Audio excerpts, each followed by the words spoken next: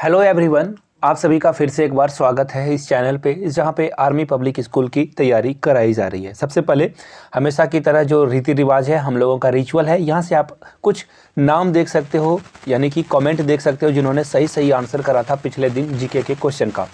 तो आप लोगों से रिक्वेस्ट है, पूरी वीडियो देखिए और जो क्वेश्चन पूछा जाता है उसका आंसर ज़रूर दें।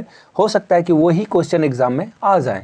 तो चलिए आज की क्लास को स्टार्ट करते हैं। क्लास को स्टार्ट करने से पहले हमेशा की तरह आपसे रिक्वेस्ट रहेगा, वीडियो को कर दीजिए लाइक और अपने किसी दोस्तों तक जो इस एग्ज़ाम की तैयारी कर रहे हैं उन तक वीडियो को ज़रूर से ज़रूर शेयर करें आप।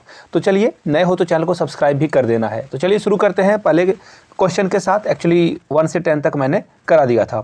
The world environment day is celebrated through the world on every year, यानी कि किस तारीख को वर्ल्ड इन्वायरमेंट डे मनाया जाता है। तो देखिए इसका जो राइट आंसर है, बिल्कुल लॉलीपॉप क्वेश्चन था ये, 5 जून को मनाया जाता है, यानी कि आपका राइट आंसर क्या होगा? Option B is correct. चलिए बढ़ेंगे नेक्स्ट क्वेश्चन की ओर और आपका नेक्स्ट क्वेश्चन है FICCI को फुल फॉर्म में कैसे लिखोगे, यानी कि इसका फुल फॉर्म लिखना है कुल जमा बात। तो देखिए ये फैक्चुअल क्वेश्चन है, इसका जो राइट आंसर होगा ना वो होगा B, Federation of Indian Chambers of Commerce and Industries. तो ये इसका राइट आंसर हो जाएगा, बी के साथ आपको जाना था। चलिए नेक्स्ट क्वेश्चन की ओर बढ़ेंगे। Next question is this place is also known as the Manchester of South India. देखिए मैं एक बात बताऊँ, साउथ से बहुत कनेक्शन रहा है मेरा, मैं 2-3 स्टेट जा चुका हूँ एंड साउथ हर किसी को विजिट करना चाहिए। साउथ इंडिया बहुत सारे वहाँ पे पुराने पुराने मंदिर हैं और बहुत सारे बीचेस हैं, आप जा सकते हो।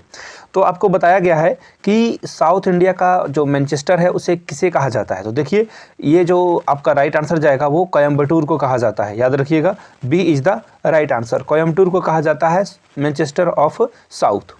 नेक्स्ट क्वेश्चन की ओर बढ़ेंगे। Approximately that portion of the world's population residence in India. देखिए टोटल जो है पूरे आबादी का इंडिया में कितना परसेंट जो पॉपुलेशन है वो रहती है। तो देखिए इसका जो राइट आंसर जाएगा ना वो होगा 1/6। जी हाँ, टोटल पॉपुलेशन को अगर आप 6 से डिवाइड कर दोगे तो आपको इंडिया की पॉपुलेशन पता चल जाएगी, यानी आपका डी क्या होगा? करेक्ट होगा। नेक्स्ट क्वेश्चन की ओर बढ़ेंगे। Question number 15, decibel is the unit of. देखिए ये आपको मिल गया साइंस का क्वेश्चन। पार्ट ए में साइंस के भी क्वेश्चन आएंगे, इस बात का खास ख्याल रखिएगा आप। पार्ट ए की बात कर रहा हूँ, आंसर ये नहीं है। यहाँ पे क्वेश्चन पूछा गया है डेसिबल जो है वो किसका यूनिट है। तो देखिए ये जो यूनिट होगा ना ये होगा साउंड का, याद रखिएगा, साउंड का जो यूनिट है वो डेसिबल होगा। अब आप जो है फ्रीक्वेंसी जो है वो आप बता सकते हो। चलिए आगे बढ़ते हैं। 1 मिनट, अब किन्हीं को कोर्स चाहिए था, खैर कोई बात नहीं। देखिए अब इन्होंने कोर्स के लिए मैसेज कर दिया तो मैं यहाँ पे प्रमोशन कर लूँ पहले। देखिए जिन्हें भी आर्मी स्कूल के मेरे हैंड रिटन नोट्स चाहिए, आप मुझे 500 यानी कि लगभग 499 है, इस पे आप क्या कर सकते हो, ये पेमेंट कर सकते हो। यहाँ से मेरी ईमेल आईडी देख लो, yourmithunsingh@gmail.com पे मेल कर लीजिए। इंस्टा पे हो then do follow me @imithunsingh। वहाँ से आप पेपर के लिए इन्फॉर्मेशन ले सकते हो। आपको एक और बात बता दूँ, 100 रुपये में आप previous year question paper army school का जो क्वेश्चन बैंक होता है ना वो परचेस कर सकते हो। तो चलिए प्रमोशन की जो बातें थी वो खत्म हो चुकी है, पढ़ाई पे ध्यान देते हैं। देखिए question number 16, which of the following trains is India first certified ISO 9001 train. देखिए ये जो मार्का है ना ये आपके एक्सलेंट क्वालिटी को दर्शाता है। हॉस्पिटल को भी ये मार्का दिया जाता है, ट्रेन को भी, या फिर किसी फूड के ऊपर भी आपको ये मार्का दिखेगा, यानी कि ये क्या है, ये क्वालिटी का इंडिकेटर है।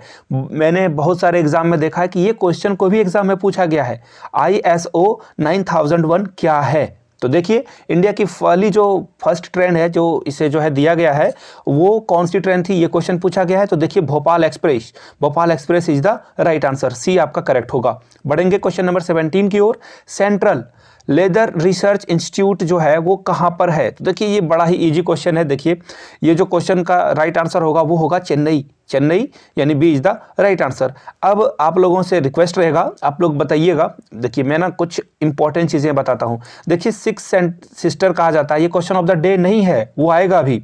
6 सिस्टर्स कहा जाता है नॉर्थ जो ईस्ट के जो स्टेट्स हैं उसको। तो वो 6 जो सिस्टर हैं उन कौन कौन से स्टेट को कहा जाता है, आप लोग कमेंट करके बता दीजिएगा।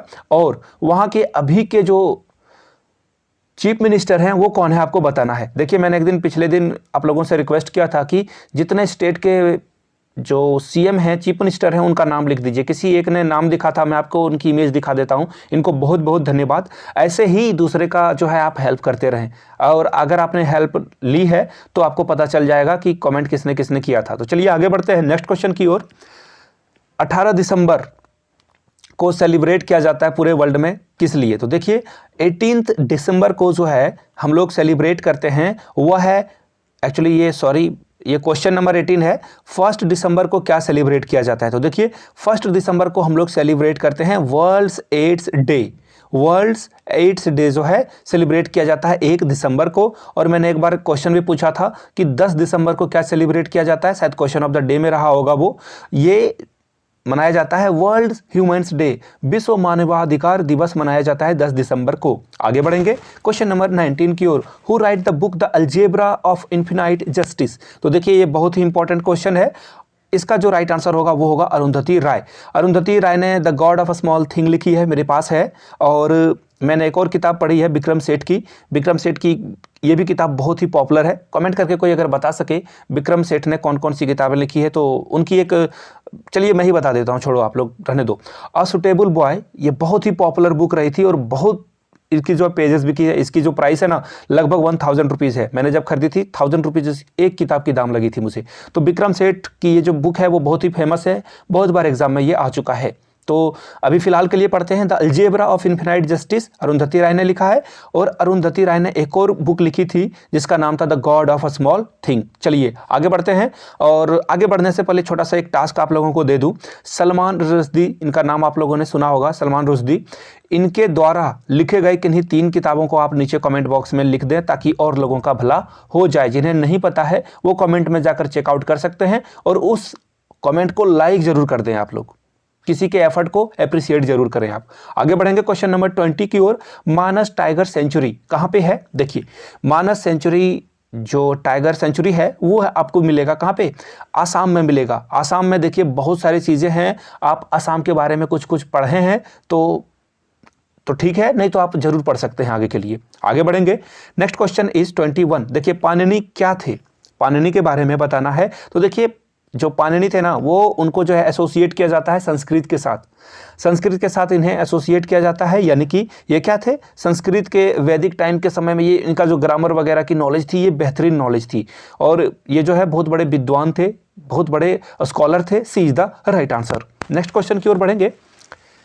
मीन कैंप, देखिए ये क्वेश्चन तो बहुत बार आ चुका है। मीन कैंप का मतलब होता है, इसका मतलब होता है मेरी आत्मकथा, ठीक है।